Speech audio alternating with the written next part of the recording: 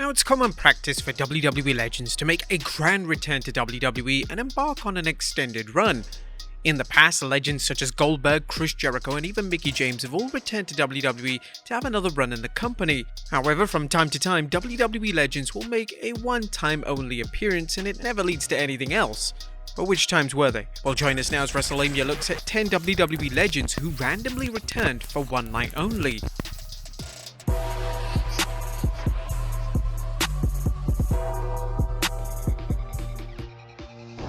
Be sure to subscribe and hit that notification bell for daily wrestling videos and follow us on Facebook for exclusive lists. Number 10. The Great Khali. Jinder Mahal's WWE title run in 2017 was interesting to say the very least. WWE decided to put the top title in the entire company on somebody who had just been a jobber for virtually his entire WWE career. Jinder's reign was hindered by his lack of credibility, and his poor pay-per-view matches with the likes of Randy Orton and Shinsuke Nakamura certainly didn't help the former 3MB member. One of Jinder's most infamous title defenses took place at the Battleground pay-per-view in 2017. Jinder would defend his title against Orton in a Punjabi prison match. The match is mostly known for the return of the Great Khali, who made his return after a number of years away from the company. Khali would help Jinder retain the title, and this never led to Khali getting another run in the company. His interference would never be really addressed on television, and fans simply had forgotten that it even happened. Khali would make one more appearance for WWE, appearing as an entrant in the Greatest Royal Rumble event in 2018, and this would mark his last appearance in WWE. Number 9. Jake the Snake Roberts. On January 6, 2014 edition of Raw, fans were delighted as Jake the Snake Roberts made his return after almost a decade away. Jake would return to place his trademark snake on the face of the Shield member Dean Ambrose, and although Roberts didn't get physical in his return, it was a truly wholesome return, especially for Ambrose, who was a huge Roberts fan growing up. Following his Raw return, Jake would then be inducted into the Hall of Fame during the WrestleMania 30 weekend by his lifelong friend Diamond Dallas Page. Although Jake didn't make any more major appearances for WWE, he did opt to sign for AEW in 2020, where he currently manages one of AEW's top stars, Lance Archer. Number 8. Tatanka. WWE fans were bewildered during the Andre the Giant Memorial Battle Royal at WrestleMania 32 when it was mentioned on commentary that WWE legend Tatanka was in the ring. Got Tatanka in there. Tatanka's here? Yeah. Oh, there he is with Diamond Dallas Page.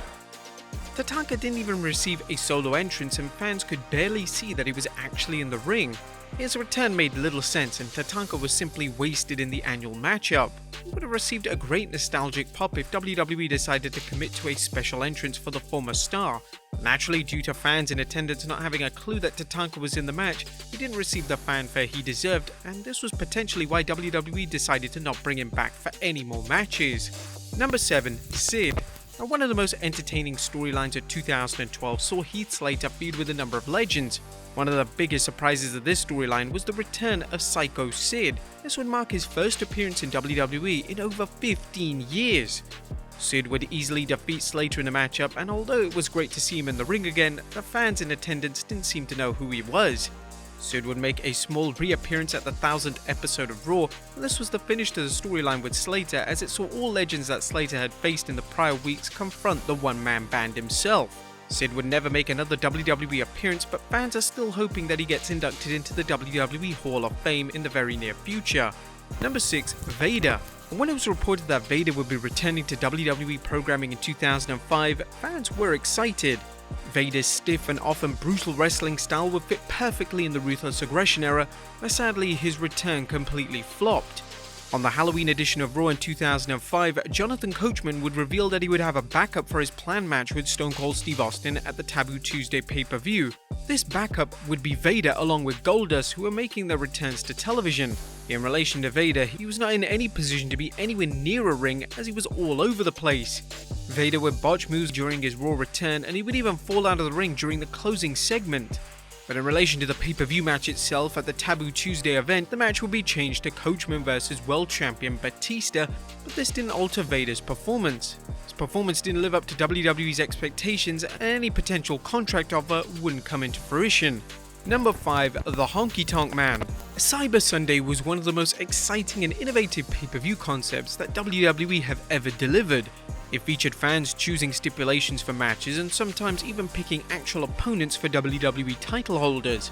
During the 2008 edition of the pay-per-view, fans were asked to choose between Roddy Piper, Goldust, and Honky Tonk Man, and the winner of the vote would face Santino Marella for the Intercontinental Championship. Honky Tonk Man would win the vote and he would face Marella in a 1-minute match which ended when Beth Phoenix tripped Honky Tonk, resulting in a DQ victory. This would mark his last match ever in WWE, which no doubt was an honor for Santino.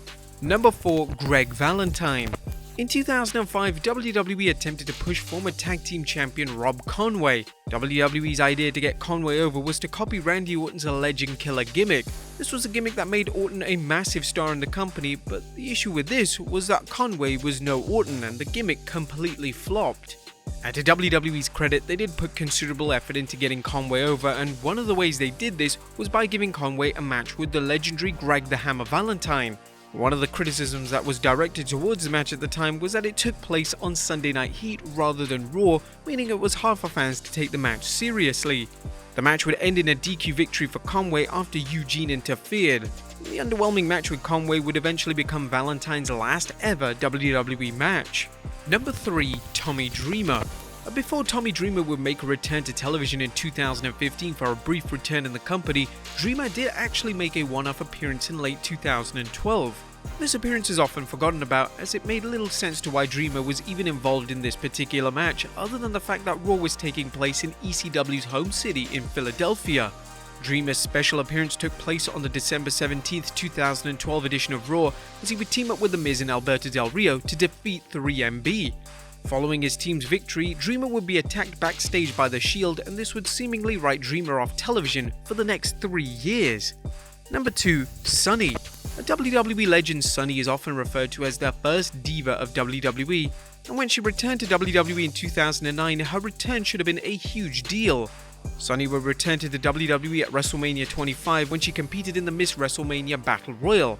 Now, the problem with Sunny's return was that nobody received a solo entrance for the match, and this meant that nobody received the ovation from the live crowd that they deserved. In fact, fans weren't even aware that she was in the match until it was alluded on commentary.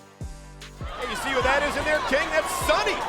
Where's Sunny? WWE Divas of all time! Where is Sunny? It was truly one of the most lackluster and underwhelming returns in WWE history. This match would mark Sunny's last match ever and one of her final WWE appearances. She would eventually be inducted into the WWE Hall of Fame in 2011, but in the decade since her Hall of Fame induction, WWE have been keen to distance themselves from one of WWE's most influential female managers. And number 1, Rob Van Dam. The 2009 Royal Rumble match is mostly known for one thing, now that being the big return of Rob Van Dam. RVD would enter the match as a surprise entrant at number 25 and he received an enormous reaction. The return was extremely special as fans have been led to believe that RVD had finished up his run in WWE back in 2007, so it was great to see him make a one-time only return during the Rumble match itself. There were rumors at the time that RVD's impressive run in the Rumble would lead to another run in the company, but this wasn't the case. A year after his Rumble return, RVD would decide to join TNA, and this would give the former WWE champion a better schedule that would allow him to recover from nagging injuries that troubled him throughout his time in WWE. Following his successful run in TNA, RVD decided that it was finally time to return to WWE for one final run. This would begin at the Money in the Bank pay-per-view in 2013 and would culminate in the summer of 2014. But there you have it, folks, 10 WWE legends who randomly returned for one night only. Be sure to leave your comments down below, and I'll see you next time with some more wrestling content.